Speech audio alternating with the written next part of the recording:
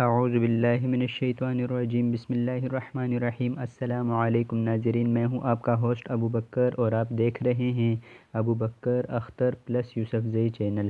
ناظرین، آج کا جو ہمارا ویڈیو کا ٹاپک ہے وہ آپ کو اسکرین پر نظر آ رہا ہے، جو کہ ہے اللہ تعالیٰ کا اسم اعظم کون سے 3 صورتوں میں ہے اور سورہ آل عمران کی فضیلت کیا ہے۔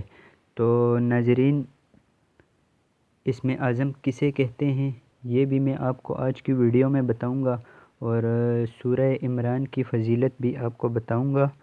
تو جاننے کے لیے ناظرین ویڈیو کے ساتھ اینڈ تک بنے رہیے، اور اگر ابھی تک آپ نے ہمارے چینل کو سبسکرائب نہیں کیا تو کر دیں تاکہ ہر نئی آنے والی ویڈیو آپ تک بر وقت پہنچ سکے۔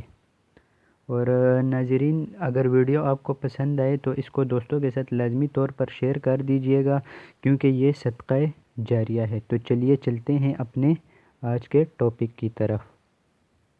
جی ناظرین، تو آپ اسکرین پر دیکھ سکتے ہیں کہ حضرت مکحول رضی اللہ عنہ فرماتے ہیں، جو شخص جمعہ کے دن سورہ العمران کی تلاوت کرتا ہے تو رات تک فرشتے اس کے لیے دعائیں کرتے رہتے ہیں۔ تو ناظرین، اس کے حوالہ جات جو ہیں وہ نیچے درج کیے گئے ہیں، آپ پڑھ سکتے ہیں۔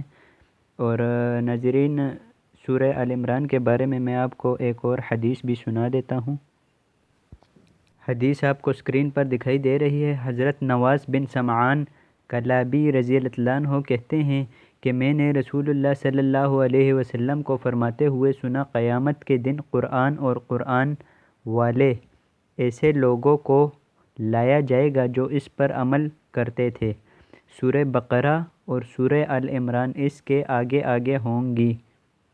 رسول اللہ صلی اللہ علیہ وسلم نے ان صورتوں کے لیے 3 مثالیں دیں جن کو سننے کے بعد میں آج تک نہیں بھولا۔